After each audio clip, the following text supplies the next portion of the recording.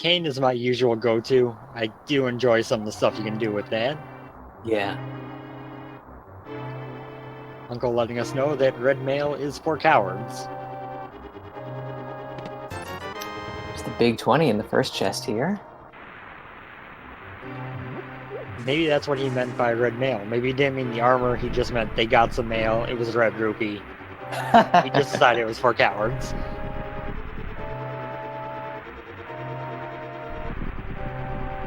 So my dream of the sword is already dead, since Uncle didn't walk out with one. Ah, yes, sorry, that's the tell, isn't it? Yep, if I recall, they've said they want to make it happen with all the weapons, but haven't got that done yet. Ooh. Never gonna complain about a hammer start as a runner. It is the best of the items to start with, really. Yeah, pretty much. I would say like this or bow are my two favorites. And I'm pretty sure that is what our tracker, Dragon Master 02383, called in the little pre-race meeting we had. He was looking for hammer, and that's what we got.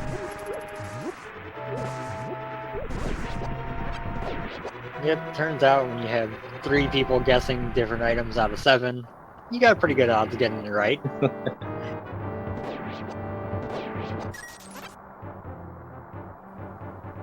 So you see Gil looking for the bomb drop there, going out of his way to hit a couple extra enemies there. Yep, Vulajin doing a bit of the same in that hallway there. Unfortunately, no drops so far. Bomb drop being rather important just for the sake of being able to get your way into the back of escape on the first try and not have to deal with the fear of, oh dear, is my first glove back there? Oh, yeah.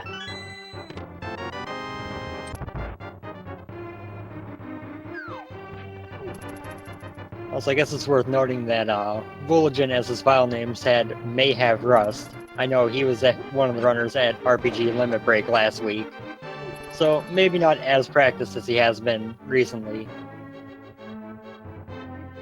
And it's surprising how quickly the rust kind of sets in if you kind of take a little bit of time off. The little execution things kind of catch up with you, so hopefully that won't affect him too much.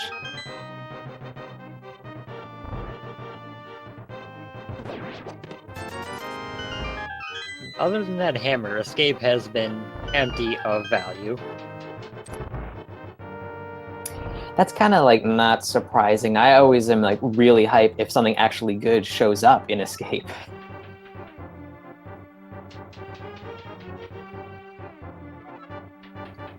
That bigger quiver might really help out, though. I mean, I'm really excited about that. Absolutely. Said it before, I always enjoy the thought that all those capacity upgrades are actually just extra bags that Link has to carry around. So at a certain point, he's walking around with like 20 quivers strapped on his back. That'd be great if they introduced a mechanic where they progressively made Link slower as he was carrying more stuff with him. Actually, that'd be a terrible idea. Never mind. Just sit there and fire arrows off for 5 minutes so you can move faster. Yeah.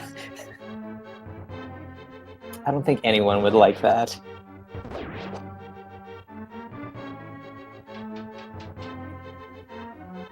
Gilthflo has been making a point of killing pretty much every guard in his path and hasn't gotten a drop, so I'm pretty convinced we aren't going to see a bomb drop from the guards. Yeah, gotta hope for the snakes and rats in the sewers to pay off, hopefully. Yeah, but the prize packs being shuffled, it's definitely, it's viable, but at a certain point you just start to lose a little bit of hope, like, oh god, is there just no bomb in the pool here?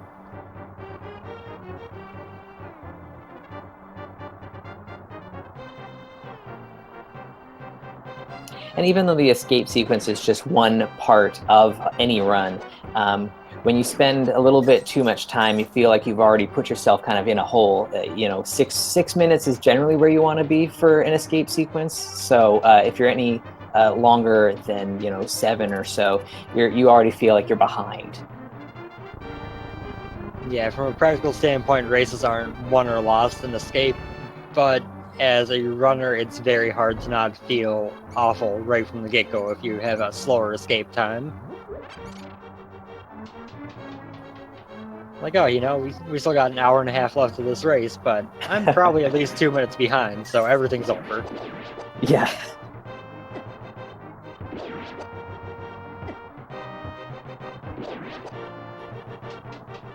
Gotta love Hammer for the Key Rat, which, with some of these starts, is the worst enemy in this entire thing. Mm-hmm. Oh, Ooh, the there's timing. That. So clutch. So as long as you kill bunches of rats, you're gonna get it to find a red potion and some more bombs. All right. I actually really love getting a 3-bomb drop back there just because it means I have everything needed for Kakariko right off the bat. Yeah, good point.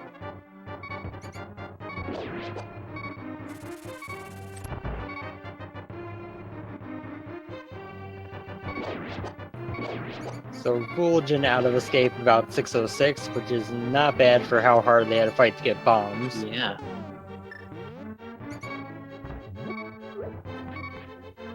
Then after all that time taken to get the bombs, here's a power glow, so you could have gotten right back there anytime you wanted. Right, yeah.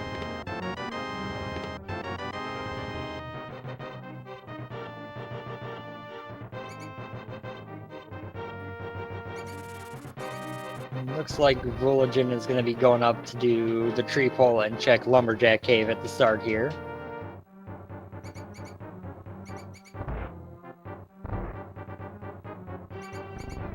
Yeah, I think a lot of runners like to have the knowledge of what is actually hanging out in the Lumberjack Cave. I usually skip it, but I do see a lot of good runners check it out just to have that little piece of info.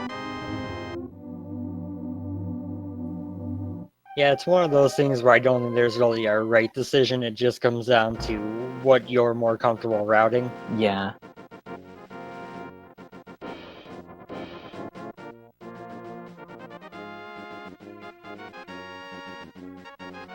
So heading into the Lost Woods, getting the kill there to try to check out the Tier 1 tree pole soon.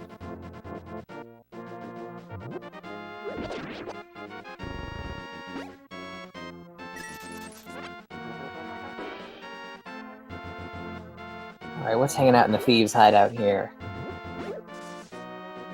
Just a big 20. Lots of big 20s so far, which is not a great thing to see early. No. But I guess at least it's a little bit of spare change towards the paying off the bottle vendor. Very true. At this point, they're, well, assuming they find at least 4 more rupees, they're going to have enough to pay the bottle vendor and buy bombs by the end of Kakariko. Yeah.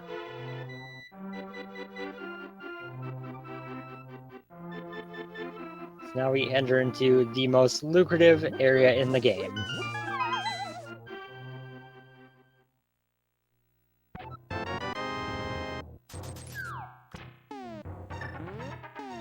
So our first 5 chests here in Blind's Hut. Let's see what we got. Piece of heart. Another piece of heart. Big 20.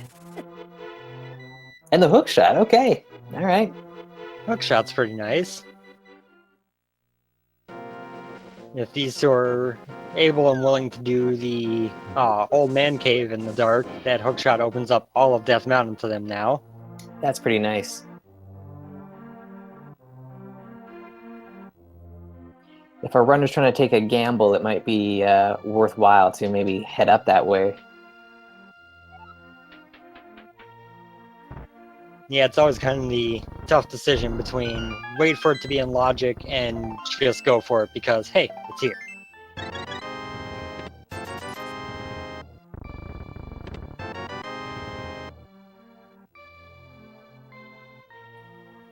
Lots of big 20s in the well, and a flute. Okay. So now, now we're that- definitely going Death Mountain. Exactly, yeah.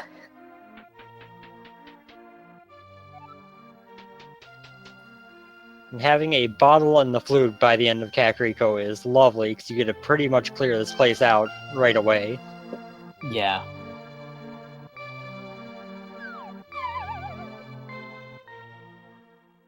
We haven't seen a map check yet, but if Tower of Hera is one of our crystal dungeons, then that hookshot and hammer combo will definitely get our runners all the way up to Tower of Hera. We see that it is our 5 crystal, and I think it was blue pendant for Eastern Palace. Eastern was green, I believe, actually. Ah, okay.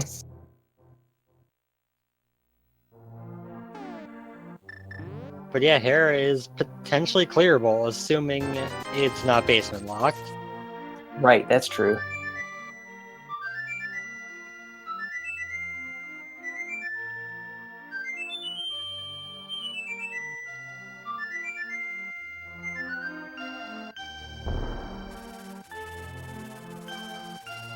Oh, okay. Wow.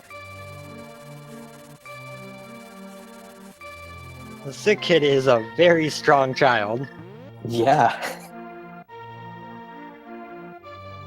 So now you got that question of, do you want to push Death Mountain back a little bit in hopes of getting the Moon Pearl before you go up there, so you can do all of Light and Dark Death Mountain in one go? Yeah. Tough call. Yeah, from pure number of locations, Death Mountain is the best option for the Moon Pearl. But you got South Shore, you got the Eastern Palace area. How much of that do you check before you go up there? Well, we could see a South Shore play, but I think Death Mountain is still a pretty good option. And Vulajin going with South Shore first.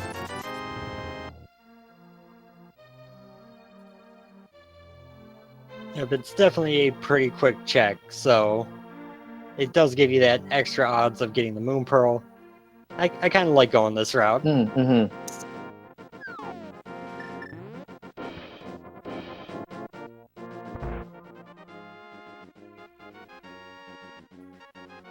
Damn, offering just $50 and a piece of heart is not really, the highest value that it could have.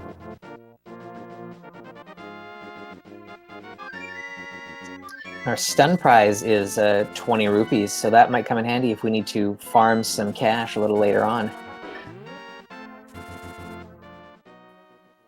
That is a super nice stun prize.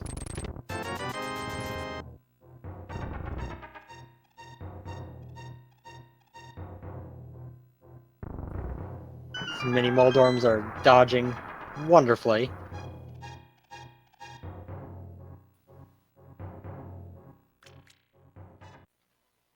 $25, $75, $95, $96 in mini Moldorm Cave. I was wondering when I would stop having to do addition, and it just kept going.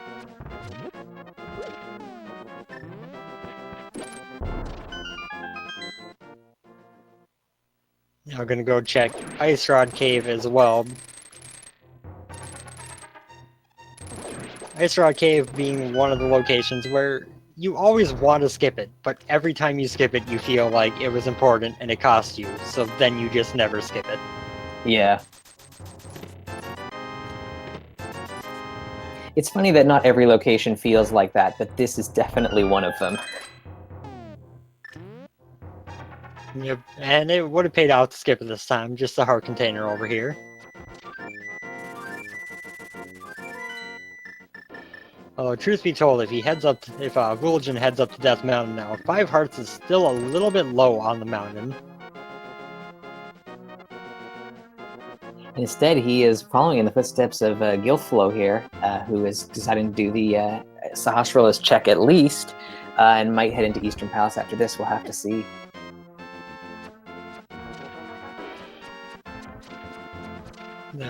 He did decide to gamble that Ice Rod Cave, which, if he never goes back there, will pay off for him a bit.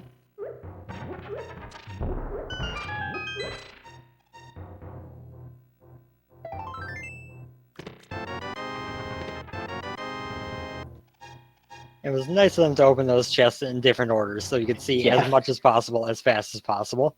Yeah. Only thing really worthwhile that we get there, though, is the blue mail, which does help with everything throughout the run. Yeah. And sitting on only 5 hearts right now, and Gilthflo only on 4. Every little bit helps to kind of preserve your life. Yep, and especially Death Mountain, it doesn't help as much because you've got those falling cabbages that do 1 heart of damage no matter what mail you've got. But the enemies up there are also kind of annoying at times. So both runners choosing to head into Eastern Palace here. I guess the picking up that gold glove really threw people off of going up to Death Mountain, hoping to snag that moon pearl first.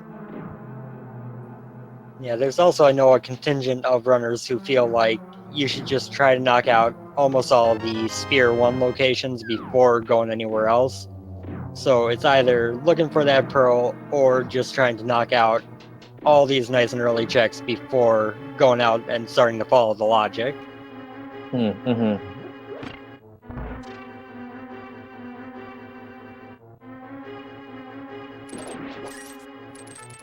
Although Eastern not cooperating very much and making them wait a while to find their items.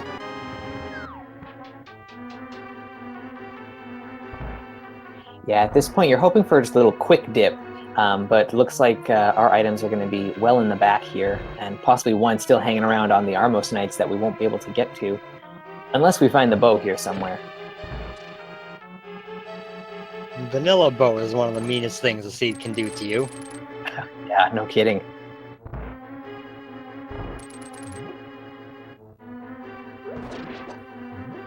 Item number 1, a heart container.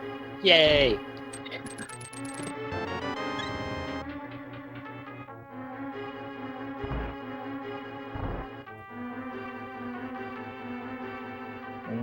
Big 20. So we got one more item kicking around here. Looks like both our runners are going to head through the dark rooms to get to the vanilla big key chest, which could have our third item, I should say. Could be the compass as well. Yep. Well, let's see where that goes. Meanwhile, I'm beginning to get a small bit of hope that maybe the game will be evil and just give them Moon Pearl at Pyramid. Ooh. Just give you all the stuff needed to access the Dark World in multiple ways, and then be like, well, Nah. guess what, buddy?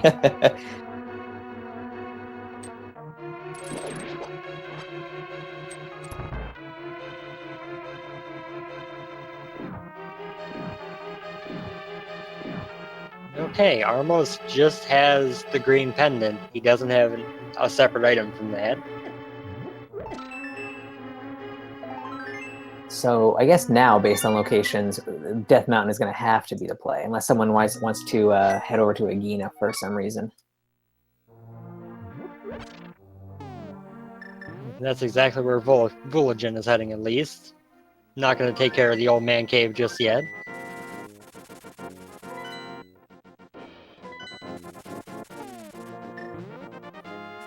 And Gilthflo following right behind, also choosing to forgo the old man cave. Likely, I think these two are both experienced in Darkroom, so I'm guessing due to the lack of a sword, having no way to easily track yourself through the room. Yeah, that is probably why. So Vulajin checking out Spectacle Rock first before heading over to East Death. See the Bloomerang hanging out in the cave and a big 20 on top. Yep, even for the better Boomerang, probably not worth the time going through Spectacle Rock to get it. Nah.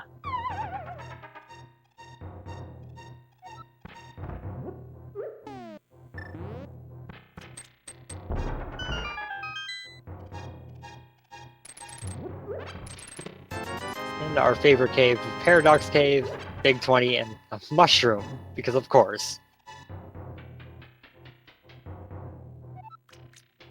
Yeah, that early mushroom might turn into something, so I think our runners will probably be best served to head over to the witch's hut and turn that in as soon as they can. Yep, it'll be interesting to see if either of them prepare for hard reset strats to keep the mushroom if it doesn't pay out. Yeah. Well, not too much else hanging around in the Paradox Cave there. And that's one of the locations you kind of rely on to give you stuff.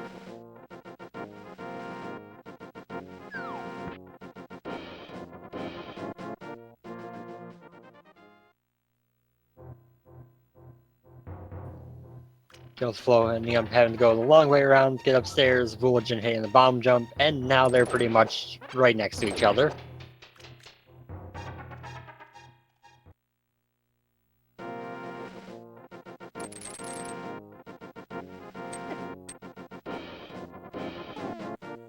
Just some bombs on the floating island there, and we'll likely see a Tower of Hera play now. Yep, and then have to route back over this way for Spiral Cave after the fact.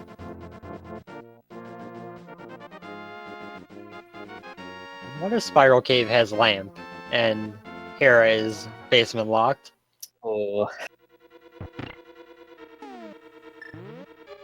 that's not nice.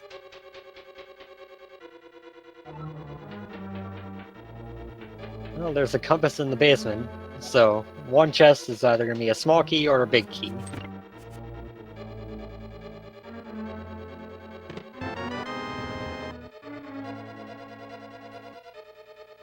Alrighty, so big key, we're going up first. Yep, could still be an item in the basement, but they can at least get through all the chests except for that one and get the crystal out of here in this trip.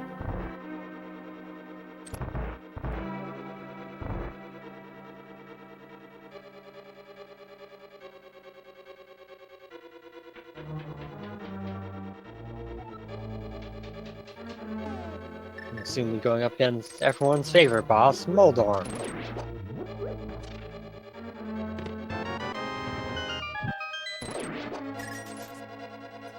So Cane of Burna, that's our first item so far.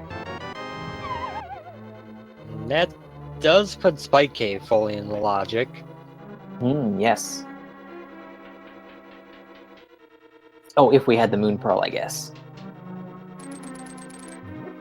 Oh yeah, that's needed for that. I forgot that part. So I guess we'll have to see if Moldorm has the key to the basement or if he has our second item.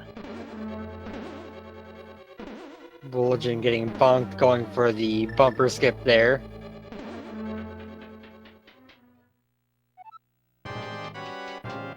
Deciding on the second time, nah, I'll just walk around.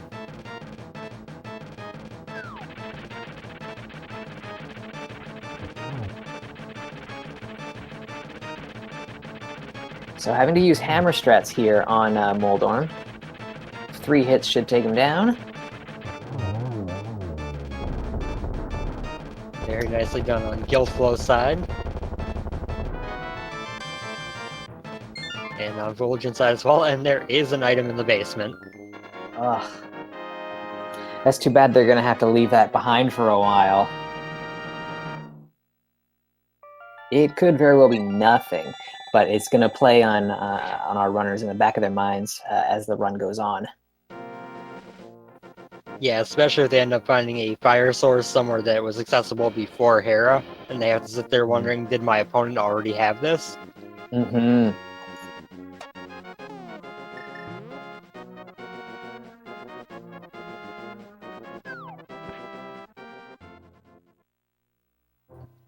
Now, Spiral Cave doesn't have Moon Pearl. I'm interested to see if either of these two will go do the Super Bunny Cave. Yeah, right. Doesn't come up often where you can actually sequence break that, but when it does, it feels kind of nice to do. Like, hey, this is why this cave is named like this.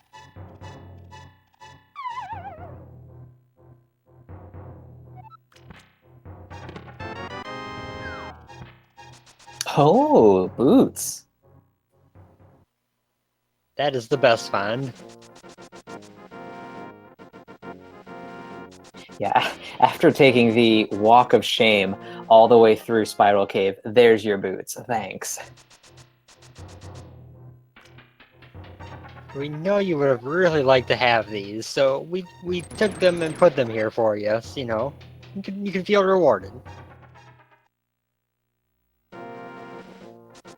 Vulajin is going through that Super Bunny Cave, and those boots also do unlock both King's Tomb and Bonk Rocks since they have the Titan's meds.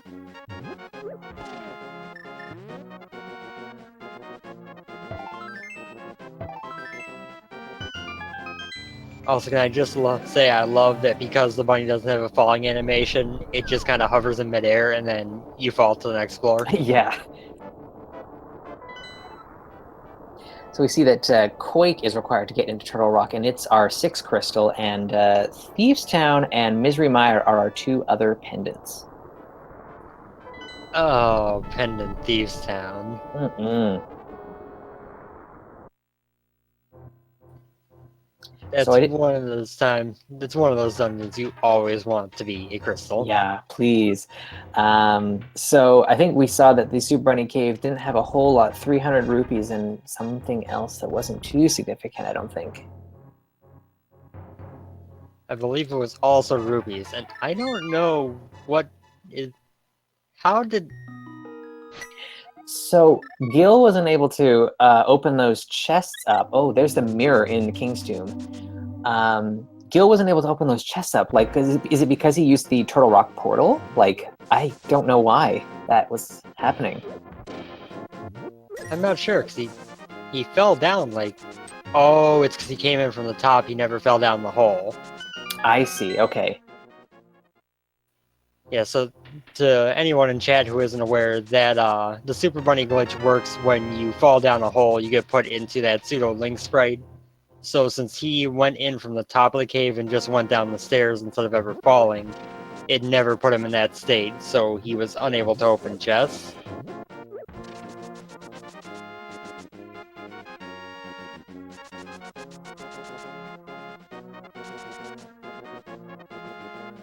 So with the mirror and boots combo, I'm thinking that we might see Vulajin take a look in Desert Palace, although we're still missing the fire source to finish off the dungeon. We'll also see Mire Shed and Checkerboard Cave, I imagine. Or not Mire Shed, maybe not, because we don't have the Moon Pearl yet. Yeah, there are a couple of ways you can set up a Super Bunny glitch into Mire Shed as well, but It involves jumping into the water there, is that right? Something like that? one of them you just stand at the doorway and let the Murderdactyl hit you through the door, and then you've got it. The other easy way is, well, not easy way, the harder way is to mirror on the same frame you enter the door. Ah, I see. Very, very seldomly valuable, but... Now, interestingly, Vulajin chose to go check Agina's cave before heading into Desert.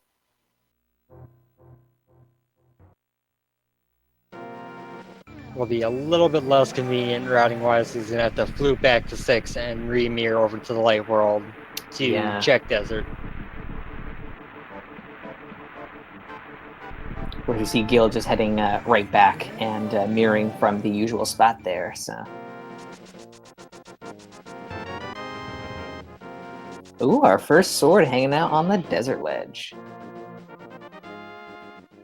That's a nice find down there.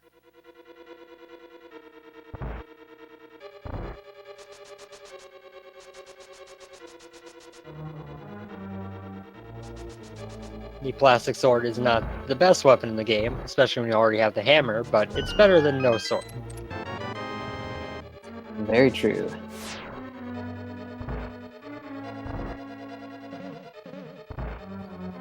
Big key for Desert on the torch, so dungeon was boots locked, but you had no way to access it before you had the boots. That's kind of irrelevant. half magic, that's a nice find. Always nice to have, never required except for the fringe spike cave situation. Mm-hmm.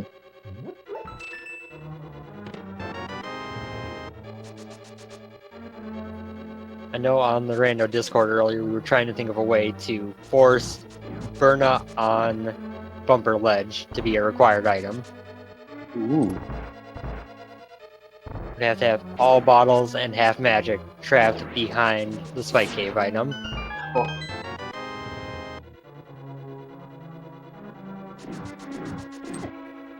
So we haven't seen the second item for Desert yet, but there it is. It's the Moon Pearl. Okay, the game did not send them on crazy quests to find it. It was just kind of right there. Now they can leave Desert and head right into Mire Shed. Look, it was the Quake medallion to also get into Mire, so that is the only medallion we'll need to get into either of those dungeons, Turtle Rock or Misery Mire. The second sword hanging out in the Mire Shed there, very nice. The left side of the desert area is really good at weaponry. Yeah.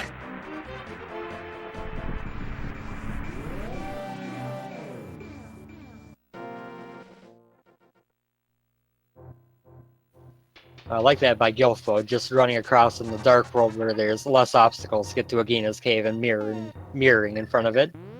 Yeah, that was nice.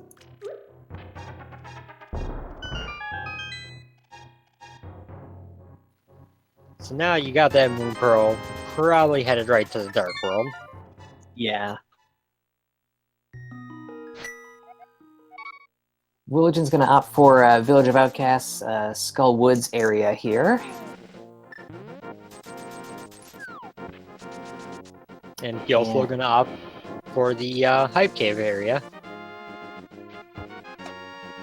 So our runners were kind of in lockstep there. The seed was pretty linear to start, but now that it's kind of really opened up with this Moon Pearl find, we'll see a bit of divergence now.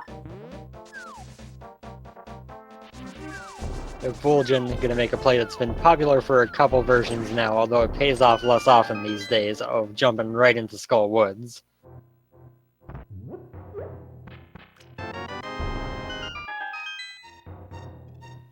Ooh, Fire Rod in the Hype Cave. And Flippers. That was a moderately hype cave. So with those two items, do you now immediately dive into Ice Palace? I mean, you could, but I don't know if you really want to. No, probably not. That's the kind of play you make if you draw Ben or Christos or someone. It's just like, okay, they're not gonna do this. I gotta do this right now. Yeah. That fire rod find is unfortunate for Vulajin, since that means when Gilthflo gets up to Skull Woods, he'll be able to clear it in one go, whereas Willow's gonna have to double dip.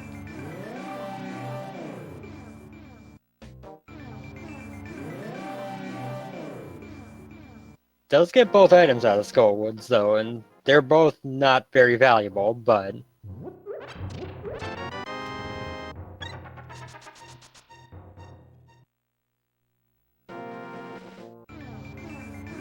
So we'll likely get a quick peek at the Bumper Cave ledge first, and we might even see Graveyard Ledge as well from Vulajin before we head down to Village of Outcasts. yeah, they've got like all the items you need for convenient routing around the world, so it'll be fun to watch how they decide to use those.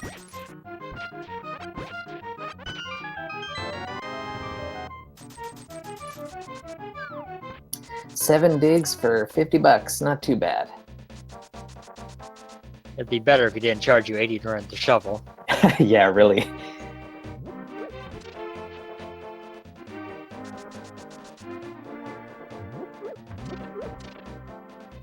At least it's a smaller life lesson than Zora teaches. Yeah. And 50 in Graveyard Ledge as well.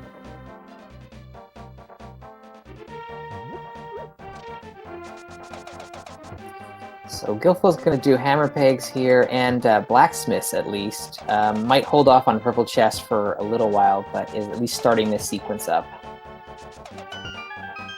And I really like this routing coming from the south with this set of items to knock at least these two out immediately. Purple Chest then becomes kind of an orphan location, but it gets you enough checks conveniently enough where it's usually worth. Yeah.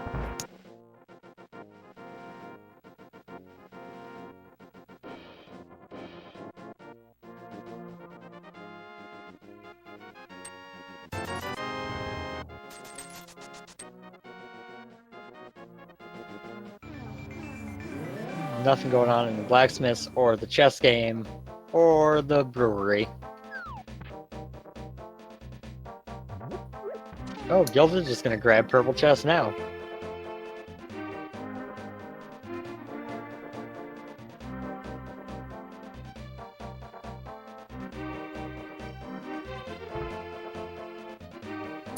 It's going to at least check out the brewery here.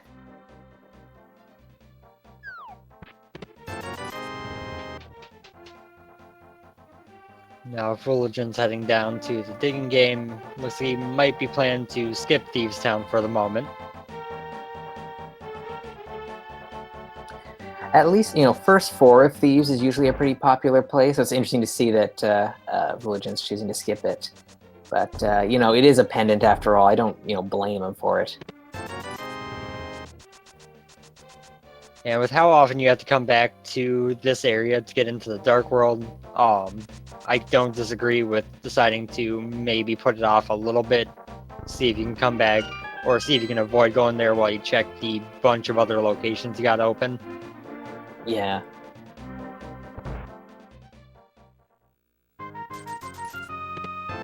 Gilthflo got the dungeon open, but if he goes in there and does anything more than the front 4 with that purple chest in tow, the chest is gonna go back home.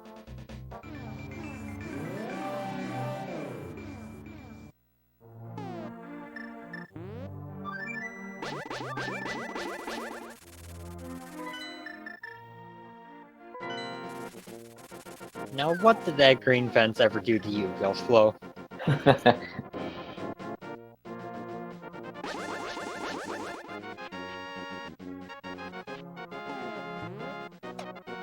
So in the chat, Dragon Master is pointing out that with that book, we've got the Bombos tablet as a possible check to do. However, Gilthflo is choosing to create another portal here so that he can access that check. I thought he was going to be possibly skipping that, but it looks like he's remembered and is going to do that as well. Yep, pretty nice bit of routing. And after you're done with it, do you just go ahead and do Swamp? Ooh. I think it is time for a dungeon dip of some sort, yeah. Just which one do you pick? If I'm usually a fan of dipping into the swamp in this kind of situation where you have everything needed for it as your early items. But if it's that, Ice Palace, or Thieves Town, Thieves Town might be the quickest check. But Swamp is a crystal, Thieves Town is a pendant. Mm-hmm. I think I'd be okay with a Swamp play at this point in the run. You're still looking for quite a few items for any kind of go mode situation, so it's got, good density. It is a bit of a slog to clear, but I don't know. I think I'd go for it. Interesting to me that Gilthflo didn't do anything with the mushroom for so long, but immediately beeline to check the powder on Magic Bat. Mm-hmm.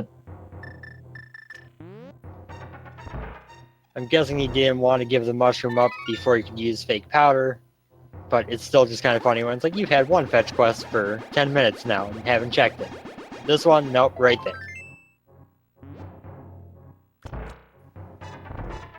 All for that piece of art. Yep.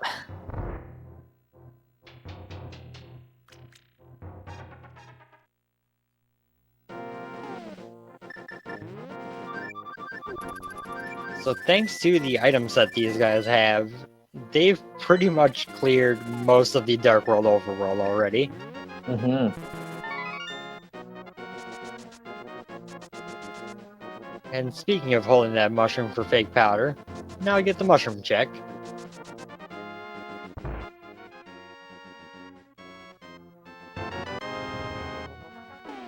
Oh, wow. Yep, there's the lamp. Definitely would have been nice to have a little bit earlier. If nothing else, you could go save the old man and have that start point.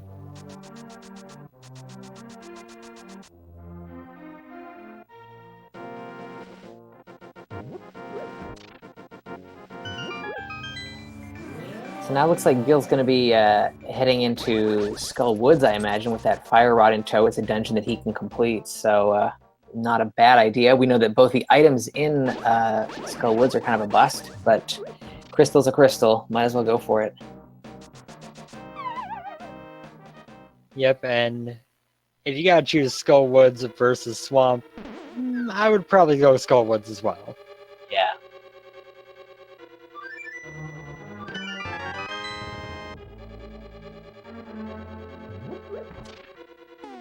And after this, he'd be able to mirror out and do a pedestal check if he was so inclined to do so. Yep, and meanwhile, Vulajin has decided that Swamp is in fact the play. It's going to be heading right on in.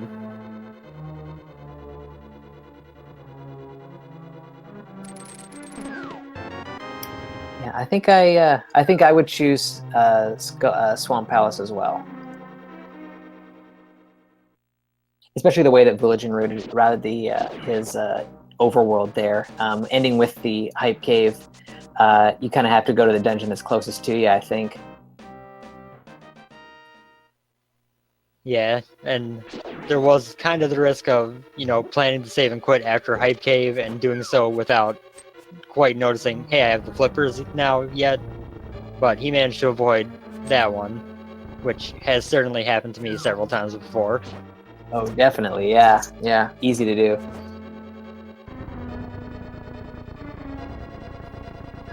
First chest being the compass means we have at least one item on the left side, which I'm sure just is going to make both of these two feel wonderful.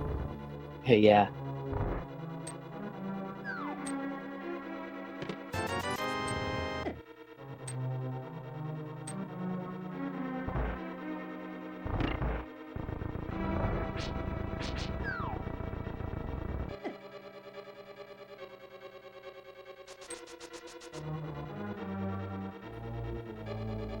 Shoutouts to that Stalfos, who was a master sniper with that bone. Yeah, really.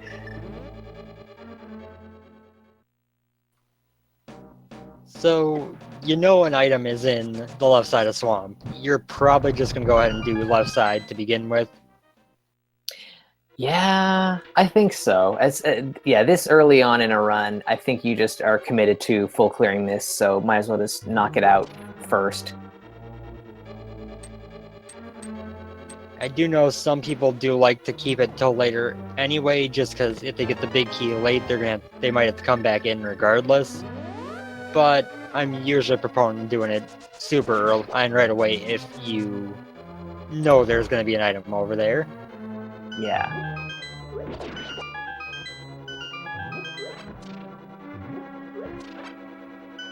Vulajin taking advantage of the fact that, if you hookshot across up there, you don't have to walk over the shallow water as often. And then nearly flooding the key before going, oh, wait. Ooh. One of the worst feelings as a runner would be is flooding that key. Although it's a lot less painful now than it used to be, since they made the change to how the water in here works. I actually didn't know that they had changed the way the water works. Oh, what have they done? Well, the first room, the switch behind the hammer peg stays flooded no matter what now, so if you have to double dip, it's a little bit nicer. And the second room where you can flood the key will now reset just from leaving the dungeon. You don't have to screen transition as well. Ah, okay, I see. So it's no longer, whoops, I flooded the key. Time to go take an extra 3 minutes trying to reset Swamp from the beginning. Meanwhile, Gil making quick work of Mafula there. Big key for his troubles. Won't be anything in there, but another crystal on the board.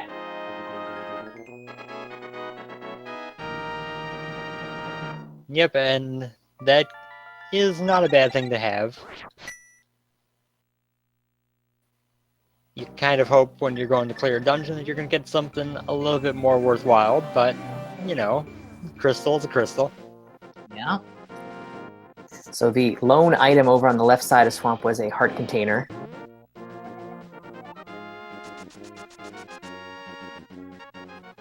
And the pedestal dream is dead, as it sits with nothing but pocket change.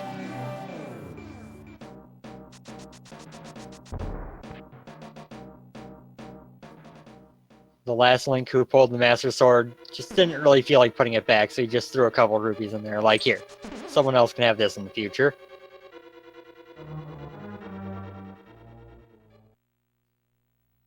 Kind of sucks for the next guy.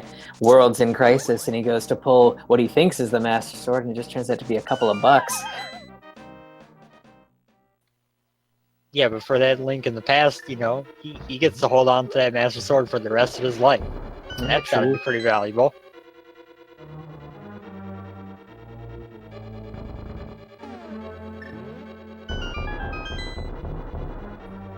You can send it around the world like the Stanley Cup trophy and just kind of make some money off of it. Also, oh, there was another item in Skull Woods. Apparently, I thought something was an item that wasn't earlier. All right. Well, it's only 50 bucks there, so nothing too significant.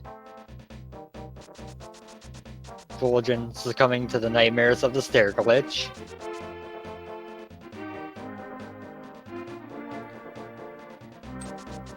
I do like that staircase when you have boots and can't avoid it, but it's such an ooh. That's a nice find. Bow is definitely nice. Because I do like that you can avoid that stair glitch, but it's so seldomly valuable to know that I think most people don't actually know how to avoid it. Yeah, it's something about like running into the door and holding a direction that might kind of help you get through it. Yeah, it's essentially you have to do a key dash through the staircase and then hold left coming out of the stairs. And that'll kind of get you caught in the staircase, but don't go back down. You can walk out from there. Right. So with that bow, I got to assume the next play is to go clear out Pod and possibly Eastern Palace if they want to check that green pendant while they're there. If you're in the area, then, and seeing as they've already dipped the dungeon, that an Eastern Palace play wouldn't be out of the question, I don't think. Gilthflo going to go up here and visit our dear friend Catfish, and then probably mirror over and go check the King of Scams. Yeah, this will work out nice for his routing.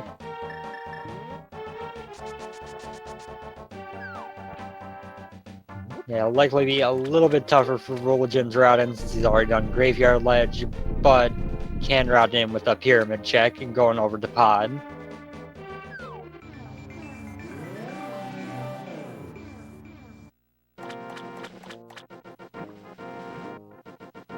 Nice clean 4 spins on Argus to get 20 bucks.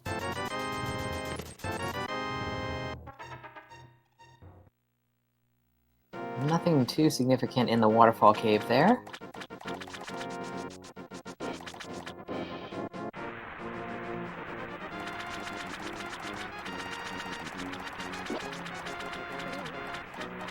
The Zora Ledge is vanilla.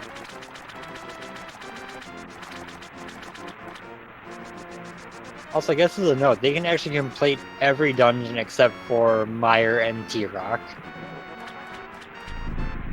Yeah. So at this point, there are a few overworld locations left, but do you just go straight on dungeon diving until you are out of dungeons? I think with this with this loadout, I would probably do that. Yeah, just kind of keep going and digging in the dungeons, and I'm sure you'll find at least a couple more pieces to help you on your way.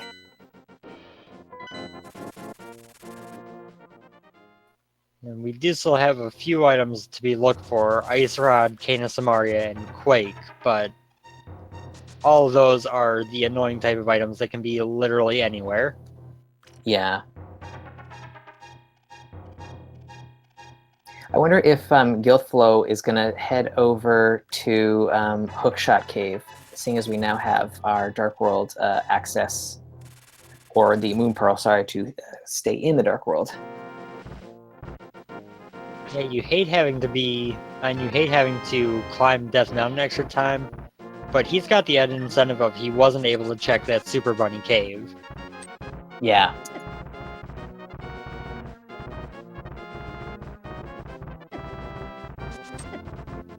And it looks like that's... Or is he going to go make the Ether Tablet and maybe... I doubt he's going to check Hera base while he's up here. Ooh, wow, yeah. That would be interesting.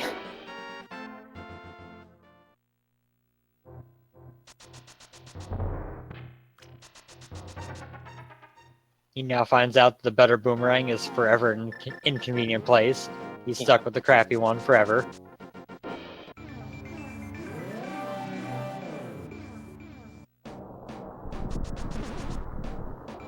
The red meringue does have its advantages, it just lags so much.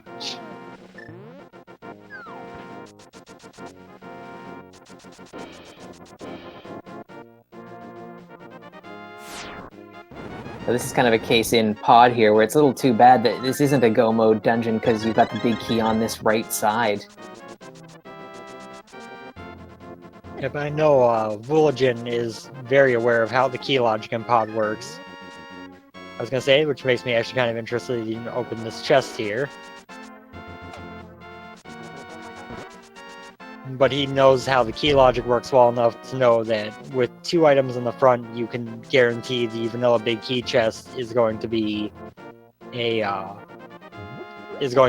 key, as well as a couple other minor little routing nuances. So there's our Ice Rod hanging out in the back of Pod. That's the most annoying of our 3 items down.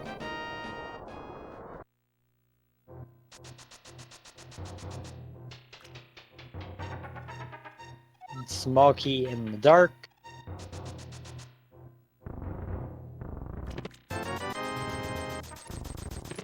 And a nearly vanilla single arrow.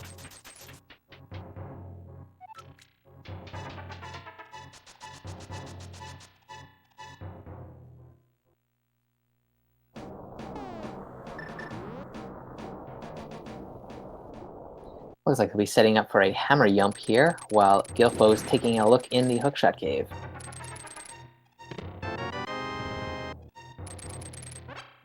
Really nice hammer yump there by Vulajin. Nice and quickly set up, and nailed it perfectly.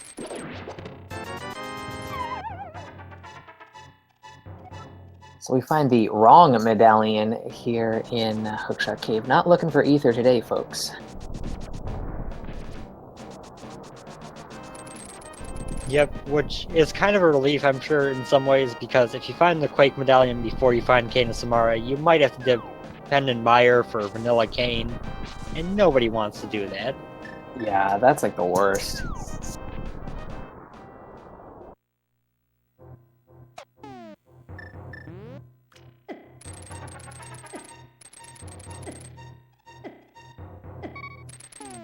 Vulajin taking the Death Warp to get back to the front of Pod.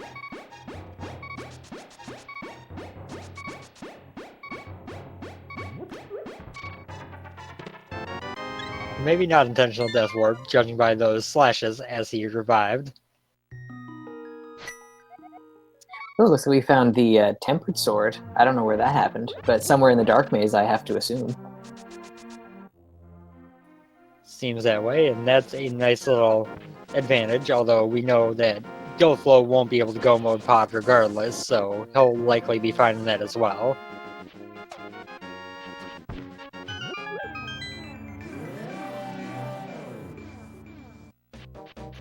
looks like Gilthflo's making a good move here, heading towards Swamp Palace, where he'll pick up his bow.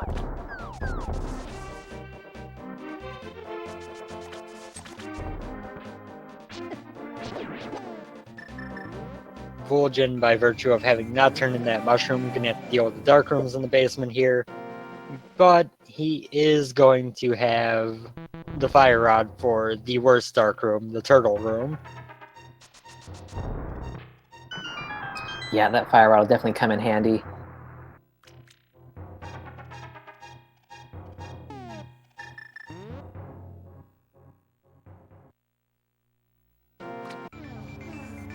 And we'll get to watch how Gilthflo routes Swamp here. The only way this could go wrong is if he decided, what's the odds that that big chest has something important? I'm just gonna leave.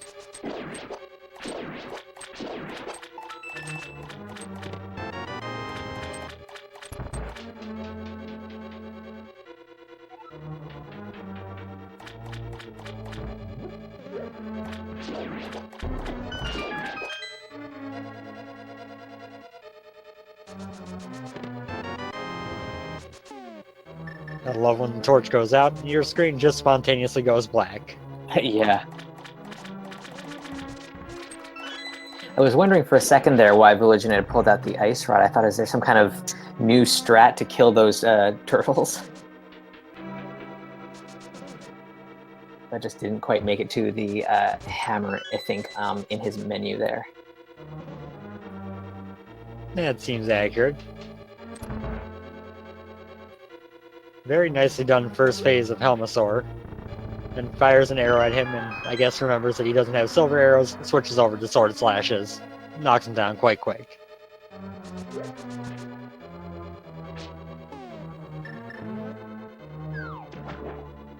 Oh! Okay, not the order we wanted to see it in, but Pod had the value for getting dungeons going. Yeah, definitely. So all we need is the Canis and Mario, and we have the green pendant we could check. We have all of Thieves Town, all of Ice Palace, and all of Misery Mire that's not Vitreous open as a possibility.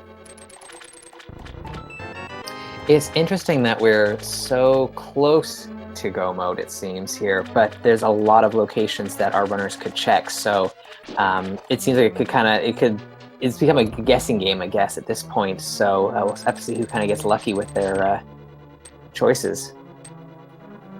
Yeah, but it's the V29 meme that has honestly been true of every version of the randomizer I found. You get down to that last item, and it's, okay, this could be literally anywhere. Where am I going next? Yeah. It's definitely the nature of the randomizer, for sure. I'm putting my money on Ice Palace, I think. I want it to be in there. Yeah, that would probably be one of my first options of where to search. Full clearable crystal, you know, Skullwoods only has one item left in it for Vulajin. Desert's got nothing. Ice is definitely your best location in terms of quantity.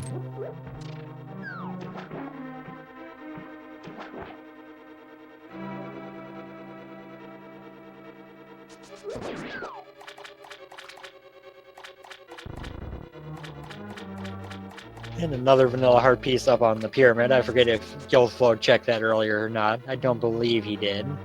No, I don't think so.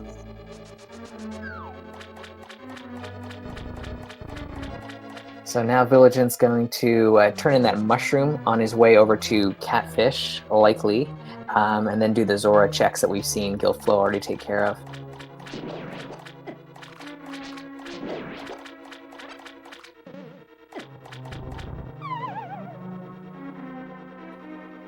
So I do believe, unless I saw wrong, that Gilthflo had something happen to him that's happened to me a couple times before, of trying to do a hookshot clip through that one block in the left side of Swamp and ending up kind of blocked off from moving on. Ooh, yeah. It looks nice when it works, but if it doesn't work, it's a pretty noteworthy time loss.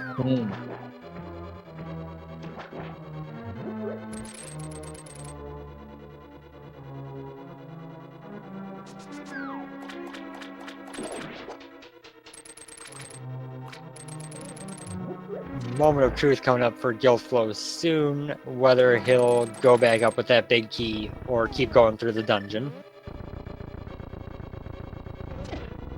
Yeah, the absolute worst thing that happened here would be if he decides to just nope out. But I feel like the check for the big key, or the big chest, I guess, is one that most runners will do. Yeah, it's definitely not something I expect to be gambled, but it's a thing that I could see happening.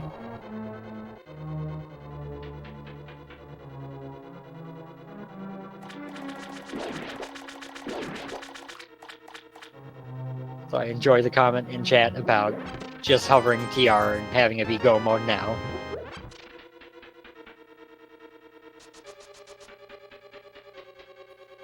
It sounds like it would be a nightmare and a half to try to do.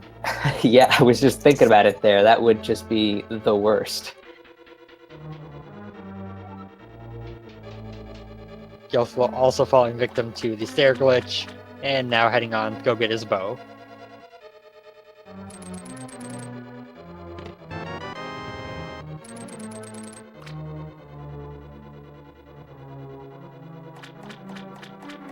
So where does Vulajin go next? Does he head to the ice play, or is he going to head over to maybe Thieves Town? Or Death Mountain? Might be doing just a little bit more overworld here before diving another dungeon. So, because he hasn't done Ether Tablet, Spike Cave, and Hookshot yet, so I guess these checks do make sense. And if you do find the cane up here, then you're right next to Turtle Rock. You can finish that dungeon off. We already know that it's not up there. Yeah, it's definitely a viable option. I think that'll be, what, 5, 6 items up here for him to check? Yeah.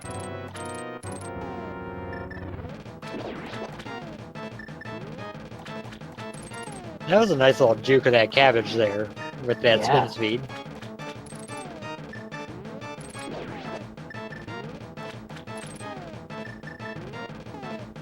Oh dear, Gilth is going with the menu strats for Argus.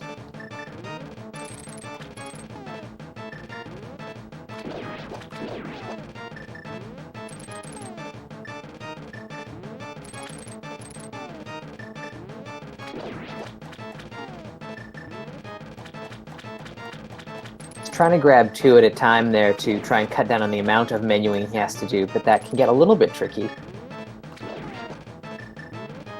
Yeah, I'm pretty sure from a just speed standpoint, using Master Sword slashes is faster than using the hammer in this case. But it's a little bit easier to get the kills with the hammer.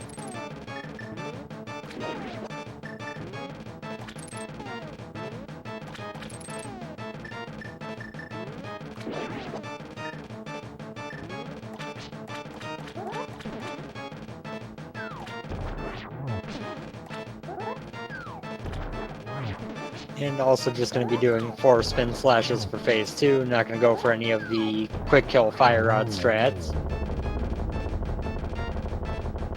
Yeah, slow and steady, taking care of Argus, no problem there. Yep, I know I personally cannot do the quick kill on Argus, so I would have done the same way. Yeah, me too.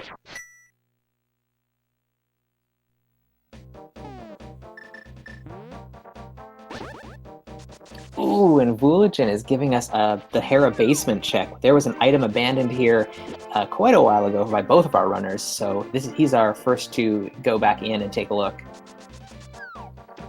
If this were Kena Samaria, this would be pretty much GG, since this will probably be the last thing Gilthflo would ever check. Yeah.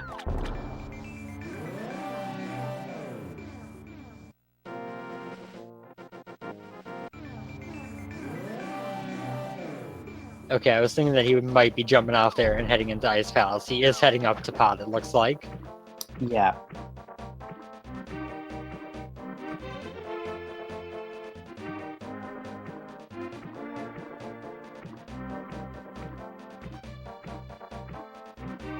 Give Mire over and check Hobo here, which I forget what he had, but it wasn't really anything worth grabbing.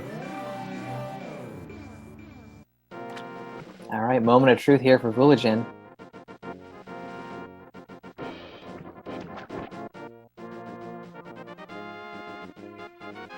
Fire not cooperating with him there for a while. Oh!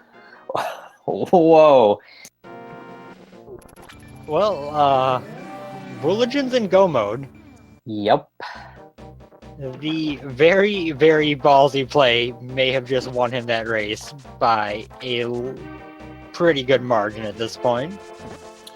Yeah, because as you were saying, Gilthflo was up on Death Mountain and did not check Hera Basement when he had the chance to. So the odds of him going back up there, pretty slim. It's going to be his last location, I imagine.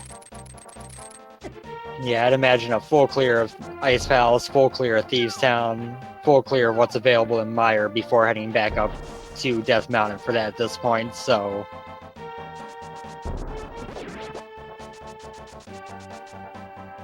That was a great play to make that call to go in there, though, because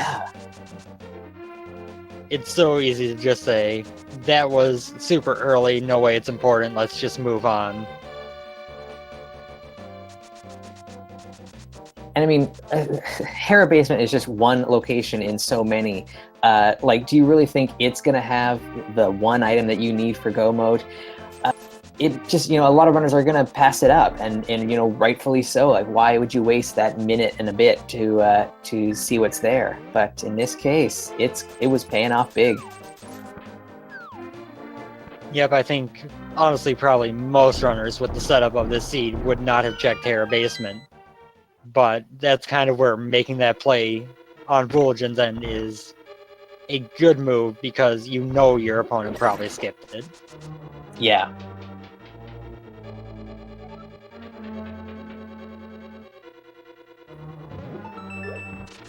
Gilthflo entering into pod, gonna get the Ice Rod and Quake in here, and then we'll see what he does next.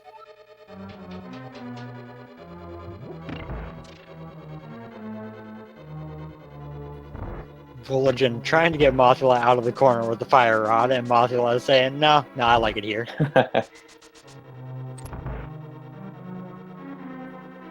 These spikes are my friends, and I want to stay as close as I can to them.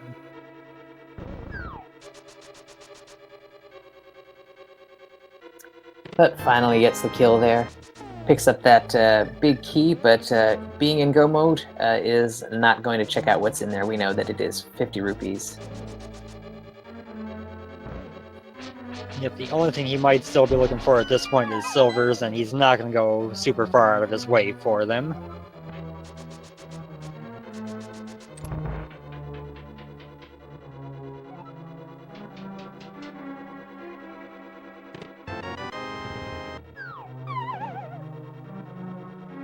Going to go ahead and knock out Lame Molus next.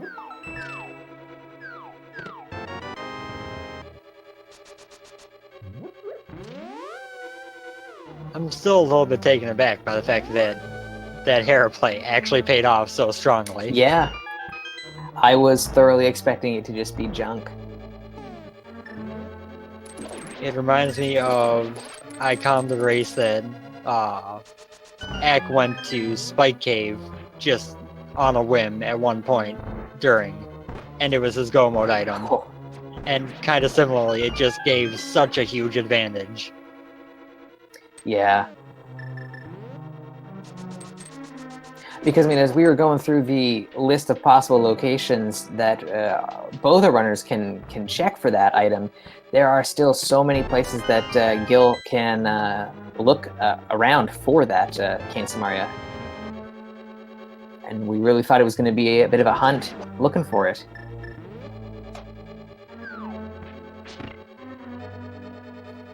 And the game said, no, I'll be nice this time. Here you go. And by nice, I mean no fire source available when you have to do Hera, and the mushroom in Paradox Cave giving you the first fire source to go back up and get it.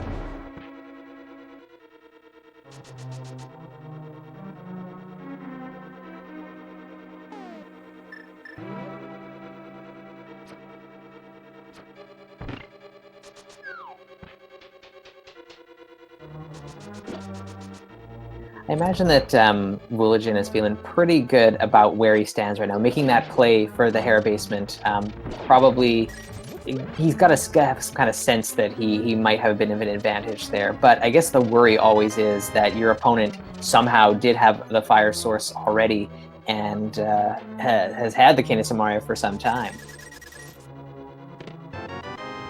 Yeah, I got to assume that he feels pretty good, like you said, because I think that he is one of the runners who pays attention to the logic enough to know that no fire source was available when he got up there. Yeah. But that being said, it is almost impossible in my experience to not just assume your opponent is the best player that has ever played this game and has done everything perfectly right from the get-go. I always assume that my opponent has the absolute god vision. Yep, the God Vision and the execution of, Andy times Ben times Christos. Yeah.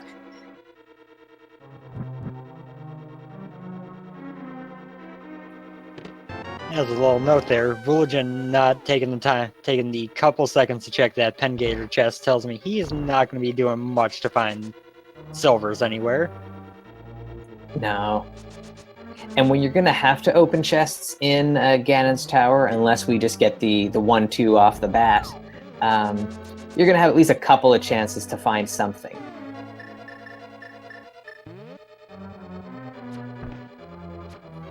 As that bomb bounced back in his face. Yeah.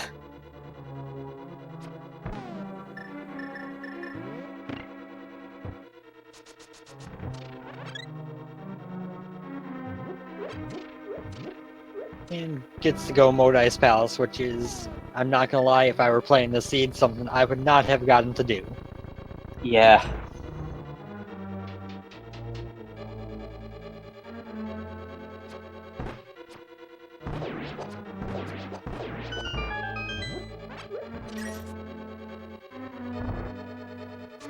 Gilthflo is getting near the back of pod here. Is going to have the wonderful benefit of having a lamp for these dark rooms. It'll be interesting to see where he decides to go next. The idea that he might even jump into Ice Palace is a possibility, but yeah, it's gonna be rough. I think, unfortunately, to see him kind of trying to find that elusive Cane of Samaria. Shoutouts to that crazy moonwalk Vulajin just did in that ice room. But yeah, I would definitely see Gilthflo heading into Ice Palace after this. It's another full clearable crystal, 3 more items on the table.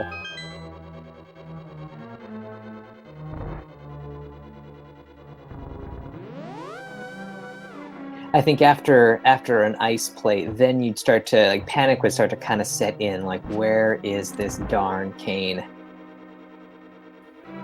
And at that point, you might get the concern that, well, maybe it's in Thieves Town, and try to go check that. Might even get a Mire dip out of it.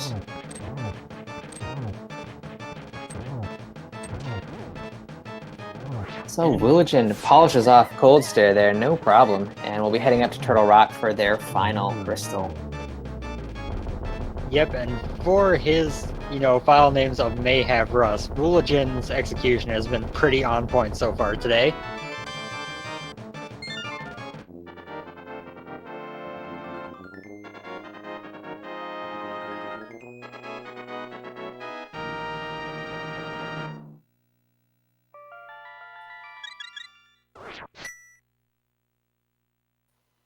So T-Rock and Go mode, your only real hope is to be able to skip Laser Bridge.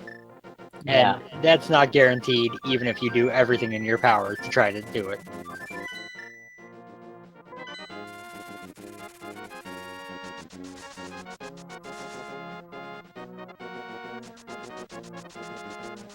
Gilthflo going to check Ice Rod Cave thinking, is this the time it burned me?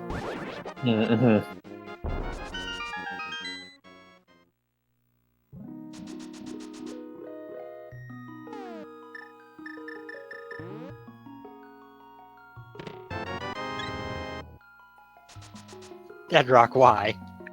Yeah.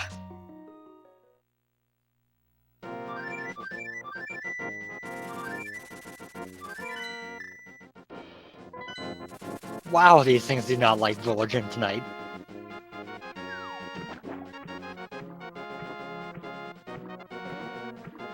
Okay, and Gilthflo is making the Ice Palace play. Yeah, I feel like this is the one that makes sense. Knowing what he's got left on the table. Yeah, in his position, this is 100% the best play on the table. So, no fault of his, this is not going to work out. But it is a good choice for his knowledge.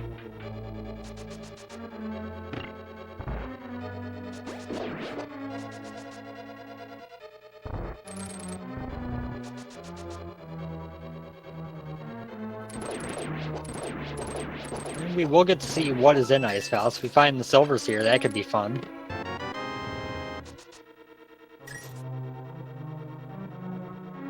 I like seeing that small key early so that you can dip right over to the right side as soon as you get down a little further.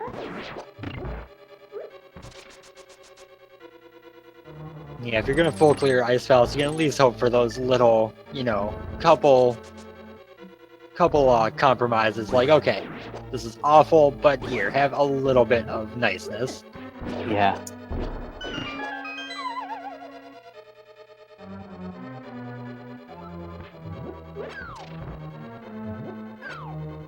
But I feel like Ice Palace gets a lot of undue hate. It's not as bad as we all make it out to be. I actually think it's maybe one of my favorite dungeons to run through. Either bomb jumping it and kind of running through it real fast in go mode, or just trying to navigate it in general. I think it's kind of interesting.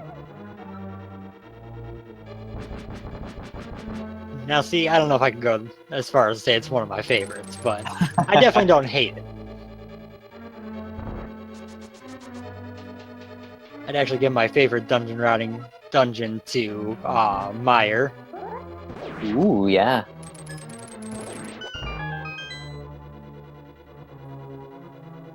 Be careful, Vulajin.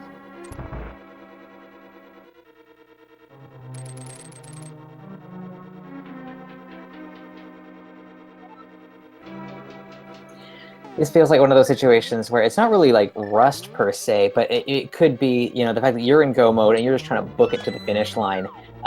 Just little execution mistakes are bound to happen unless you've got like nerves of steel. Yep, and then you top it off once those execution mistakes happen. It's something small, it's not costing you much, and then you start to panic like, oh no, if my opponent's right behind me, that could lose it, I gotta go. And it just kind of compounds itself for a couple moments. Yeah, you're constantly thinking, if I lose this race by 5 seconds, it was because I got stuck at the chain chomp room. So those little things kind of do factor in, or at least play with you as you're running through. It's part of why I love the lack of information we get about the other side of these races as runners, is that it gives you those moments of just sheer uncertainty and panic.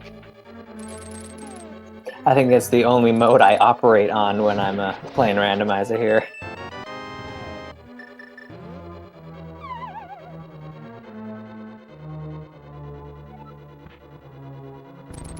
So Vulajin's skipping out on the big chest there. Sometimes that has a small key that you need, and sometimes it does not. So hopefully he's making the right play here.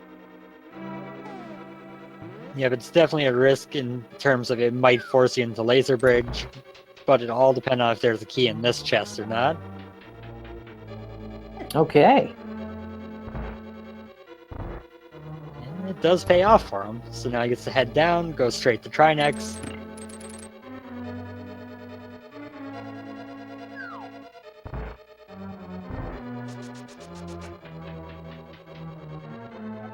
Yeah, I guess this is pretty much what Go mode Turtle Rock looks like. He was able to avoid unnecessary checks and go right for Trinex without having to deal with any key issues. That's actually the one thing that I miss about the Key Sanity tournament right now, is how much fun it was watching the like full go mode Mire, T-Rock, all that stuff where you just walk in with all the keys you need and just immediately go to the end. Yeah.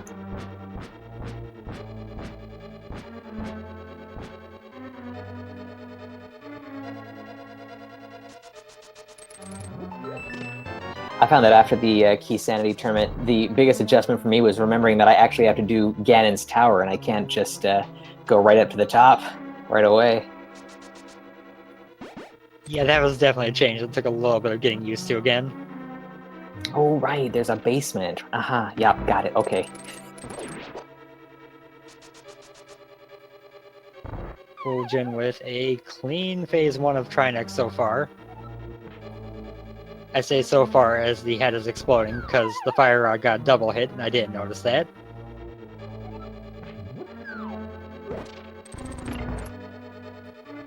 And pretty much a perfect phase 2. So again I say, for a player who just says they're rusty, he is playing really, really well. Yeah.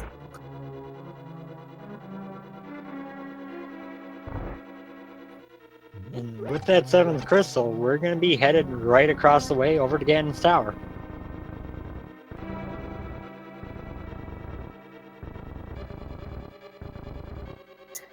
Yeah, so I guess for anyone in the chat, we don't have the official speed gaming leaderboard for our big key game here, but put your guesses in the chat. Where do we think the big key for Ganon's tower is going to be? Mentos Man, what do you think? I always bet 22. And sometimes you are probably right. I'm gonna go with one of the chests in Rando Room, so I'm gonna say 11 if we follow the usual first 2 on right and then over on full left.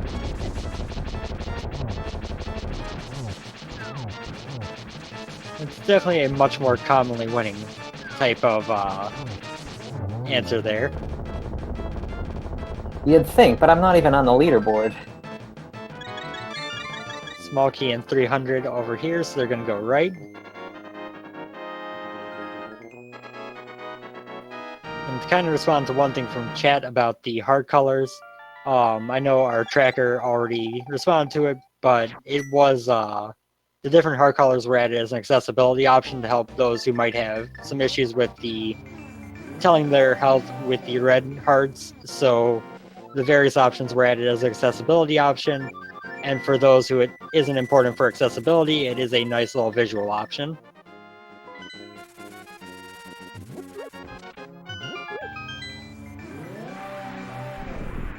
Oh dear, Gilth is heading into Mire. That is unfortunate. Oh, so Big Key was on the right side. That was number 6. 6, yeah.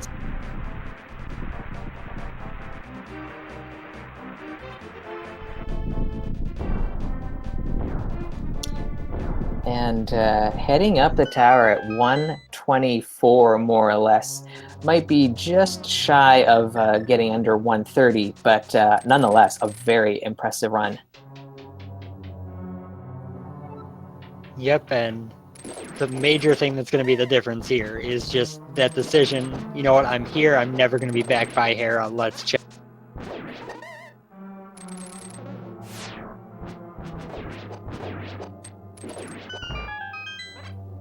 So just like to say, I hate having to go through Mimic's room without silver arrows, even having done NMG a few times, just because it's so much slower. Yeah.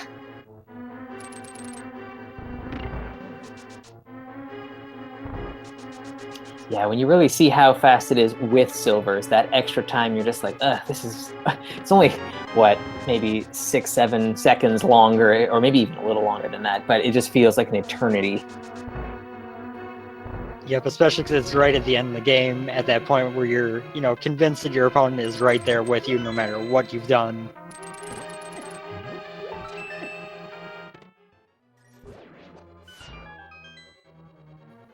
Hey, our first shield is Misery Mire.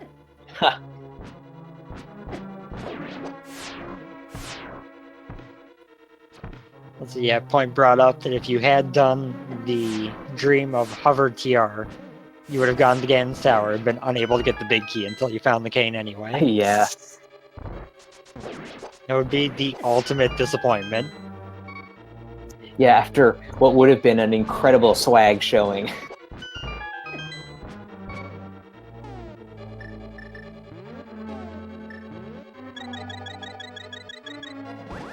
Vulajin unfortunately having to use that potion because there was no way he was getting out of the way of that Beamos before it hit him. We're really lucky that he picked up another bottle in, I guess in the basement of Ganon's Tower that had another blue goo in it. Yeah, definitely. Hey! Shield number 2. Mire is now the defense palace. Oh, and that's funny because Desert had the sword as well. Oh, and the Mire Shed had the second one, so this area, definitely the armory. I guess it's a good place to put an armory. Yeah.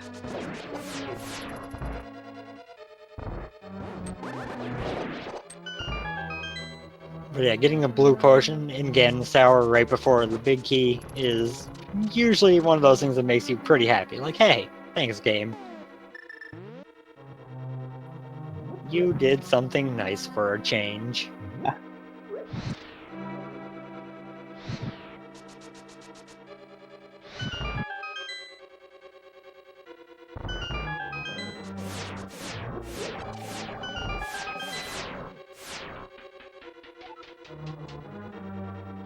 So Gilthflo's knocking off Desert Palace here. Might as well, you know.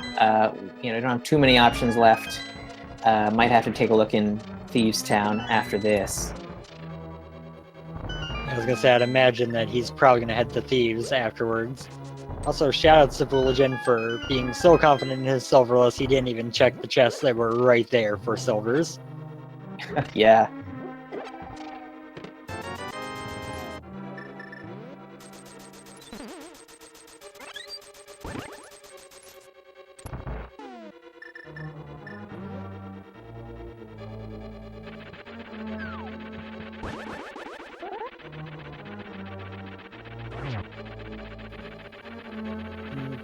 On Trolldorm 2, Vulajin is... Yep, now it's a pretty good fight. Yeah. Had a moment there where you thought maybe he was going to get knocked off. What? Wow. Well, if there was ever a reason to check the final chest of the game, that's it. That is it.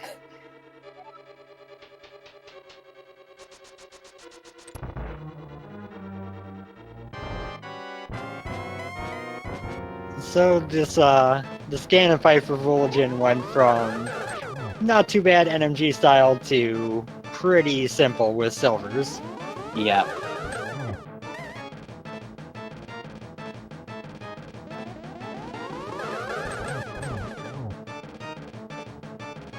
Really nice triple there.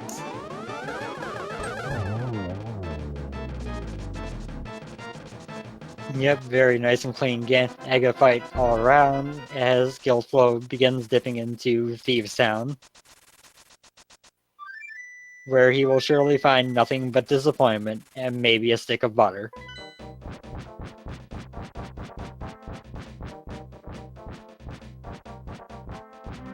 I just hope he doesn't find, like, the shovel or something. More fetch. No thanks. Alright, so Vulajin enters the Ganon fight. Tempered sword and those newly acquired silver arrows. Should be no problem. Didn't quite get the double spin there and got the awkward Ganon in the middle of the room position. Yeah, that is weird. I still have no idea what makes him sometimes just stop in the middle of the room like that. But he gets one of the perfect setups for phase 2, so that's done already.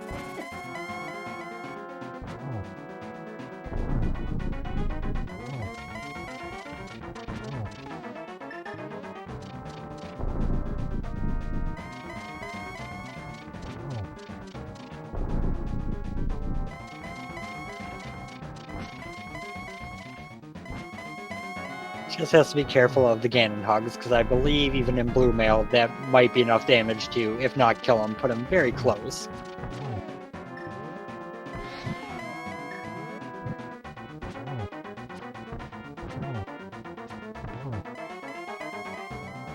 Alright, that's 2 hits. And that's 4 hits. So, assuming he doesn't fall off before getting through the door, that's GG for Vulajin.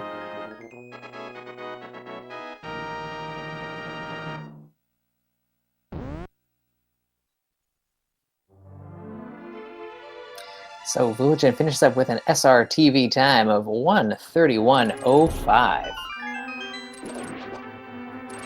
Very, very good time in general, especially with that really out-of-the-way Cadence of Mario location. That is fantastic. Yeah, that definitely was the play that made all the difference.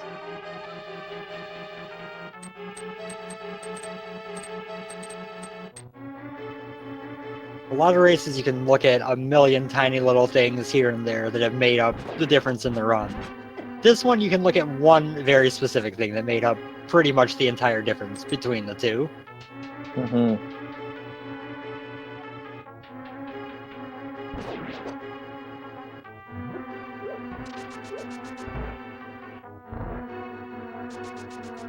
I'm curious what's going through on like a meta standpoint through Gilthflo's head. If he thinks with Vulajin done, oh, I must be on the right track, Kane is here in Thieves Town. If he's thinking it somewhere else, easily obvious. Yeah, putting up a time like that, you would definitely think that it was in an obvious location. I feel like if he tries to meta it, it might actually push him further away from Hera Basement. Yeah.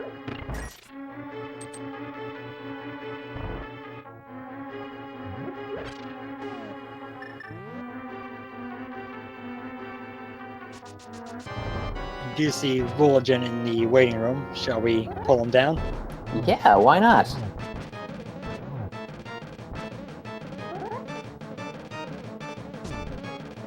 Hello, Vulajin. GG.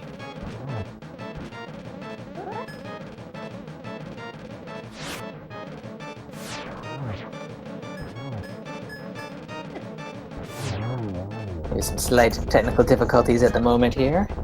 Oh, hi. There you are. GG's, man. Thank you. Unmuting my PC audio definitely helps to be able to enjoy the interview.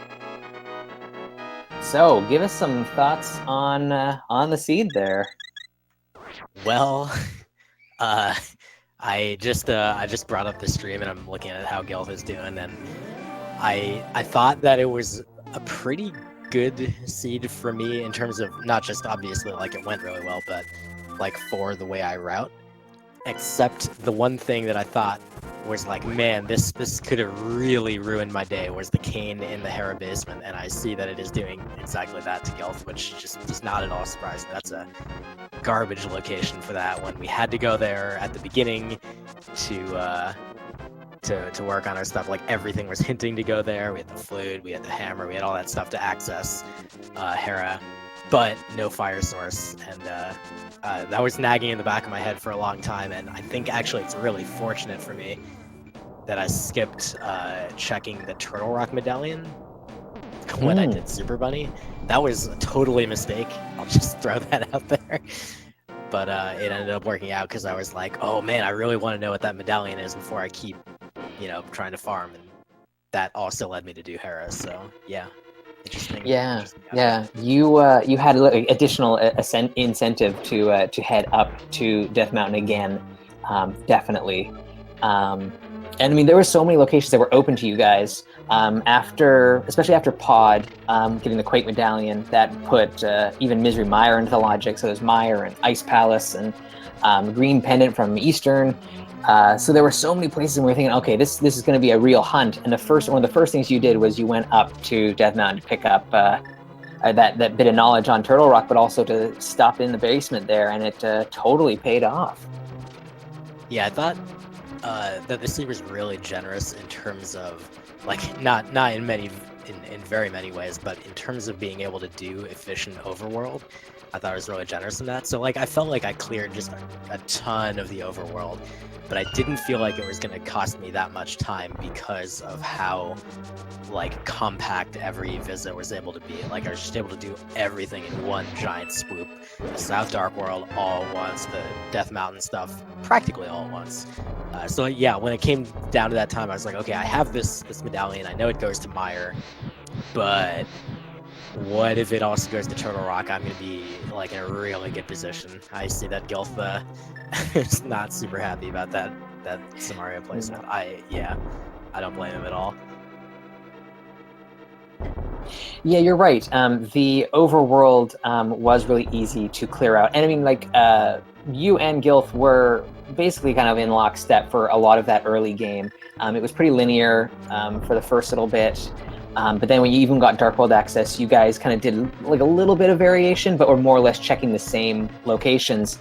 And it wasn't until you started dungeon diving that we started to see a little bit more divergence, I guess. Yeah.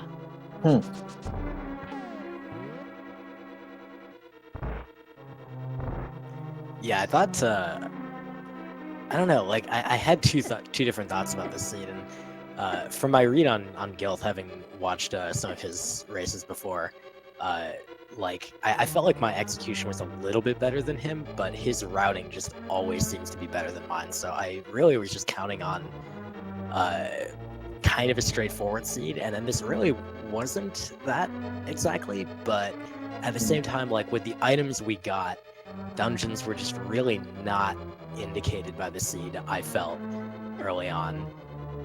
So, like, it just felt right to be constantly spending all my time on the overworld, and then finally, eventually, I was like, you know, maybe I should go into dungeons, and just, it worked out so perfectly. This felt kind of like the game that I wanted to go up 2-1, where it was just like every single play I made turned to gold. It felt really good. And when every play you make does not turn to gold, you know, collect a million heart containers, and it just feels real bad. Yeah, you finally broke the trend of win-loss, win-loss, win-loss, and so on this week. So how does that make you feel going into next week, finally having 2 in a row to your name? Oh man, it makes me feel a lot better. I was pretty unsure about myself. So I spent last week at RPG Limit Break. I was one of those you know, questionable people off wasting a week not playing Randomizer. Except originally we were going to be just like spending a ton of time at the event playing Randomizer, like me and a bunch of my friends and so on. And we just didn't. We played No Major Glitches instead. And so I don't know if you noticed like some little tiny things that I picked up doing that practice, but otherwise, like I haven't spent a lot of time on Randomizer lately, so I was really worried about how I was going to play tonight. But just, I don't know, everything felt good. Holy wow, 134! It did not feel that low. Yeah, I mean, I guess you left a fair amount on the table. Yeah, I mean, Ganon's Tower was pretty quick as well, so that factors into it. But that's a really nice collection rate for sure. That's true. GT was really nice. I guess, I mean, other than, you know, kind of the obvious, how did Gilth's run go? You know, I mean, you know, the Kena Samaria aside, it was a good run until the search for that kind of derailed it, I guess. His early routing through Dark World, he went up from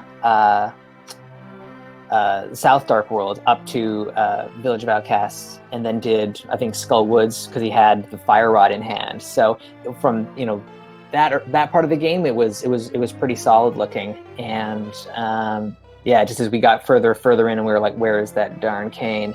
It started to play on him a little bit, and then you lucked into that basement check, and that was kind of it. We were, as it was getting down, as you were in the tile room there waiting, we're like, well, if this is where the Kane is, then it's GG's. So, and it turned out that was the case. Yeah. Oh man, it sucks too. Like, I've totally been on the losing end of that situation, so like I feel the exact feels he's feeling right now. Yeah. But yeah, I mean, sometimes like that. I mean, that's a randomizer, right? Honestly, is. I expected there was as much chance tonight, given like what I've seen of Gilth. I was expecting there to be as much chance that he was going to make the play of just like going to the one obscure location and just knowing that's the place where the thing is, and then it paid off, and then I just would have been wrecked.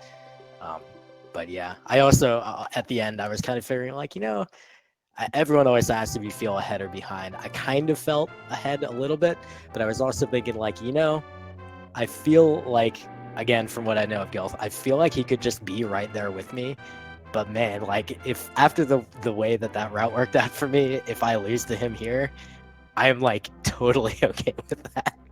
Like you have to just give it up to your opponent at that point. Like you did it, man.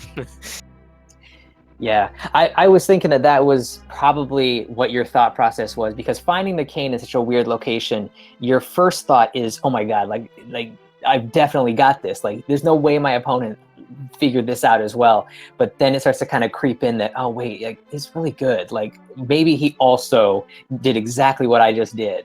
So that fear never leaves you until you hit the dot done and you realize that you've actually won. So. Yeah, I thought that's exactly how you'd be feeling. Yeah. Well, okay, so I did feel that way until I got the validation silver. Then I felt a lot better. I was like, you know what? I'm probably like significantly ahead. I don't know. It was one of those weird mental things that happens. That was really funny, though. Yeah. So I figure now that Gilth is in chat, I'll bring up, you mentioned that you had forgotten to check the TR medallion, and that kind of directed you back up to Death Mountain earlier than you would have. He actually entered into Super Bunny Cave from the top entrance up by TR when he was up there the first time, and by extension never actually got Super Bunny because he didn't fall down the hole. So he went back up there because he had 6 chests plus Ether Tablet, and he did everything up there except for Hera. So at that point, we pretty much knew if that was the answer, it was going to be his last option. Yeah, that's really unfortunate. Did he not have? Let's see. Would he have had a fire source by then? I think we did. I think he definitely had the lamp before you, and we would have had Fire Rod from Hype Cave. So I think both sources were in play.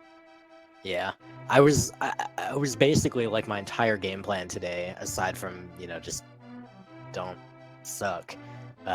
Was I was basically thinking like I felt like my execution was just a little bit better than Gilth, not enough to just like run away with the race or anything, but enough where if I routed well enough and then I was just pretty comprehensive in what I checked, I felt like I would be able to kind of make up the time by doing that. So that meant that when I was going around doing those Death Mountain checks, instead of being like, oh, I don't want to do Hera because it's like, a minute and a half or whatever to go get that chest, I was like, I'm going to go spend that minute and a half.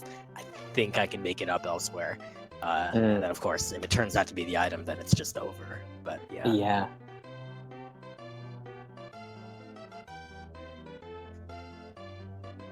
All in all, that was quite a seed. Yeah.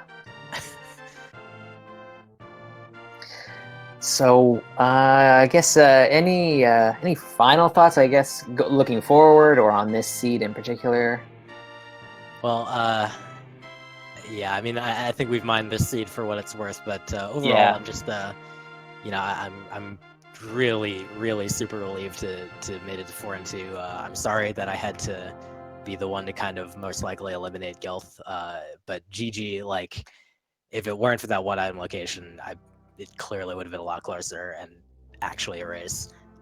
But I mean, that's a randomizer. I look forward to both of our next races, and yeah, we'll see if we can make that bracket, I guess. Nice. So I guess that's gonna do it for us here. So shout out to our tracker, DragonMaster0283. Thank you so much for clicking all those buttons behind the scenes there. And Hansen, our restreamer for today, thank you for making this all possible by streaming this out to the Randomizer channels here. I've had a great time co-commentating with Mentos Man here. Thank you so much for joining me on this one, man. And it was very nice to work with you. I'm glad I was on this one. Well, I guess that's gonna do it for us. Any final thoughts there, Mentos? Not much of one, other than Vulajin, good luck next week in the monstrosity of a pool that is the 4 and 2 group. It's gonna be rough, but good luck on it. Thank you very much. Alrighty, so I guess from everyone here, that's going to do it for this broadcast. But there is one race I think it's still on right now. That might be the Hitaka Miria-chan, which I think is on one of the one of the speed gaming channels, I think. But look for that one. That one's probably the last one for the day. And with that, that's going to do it for us here. Thanks for watching, and we will see you next time. Hey, have a good night, everyone.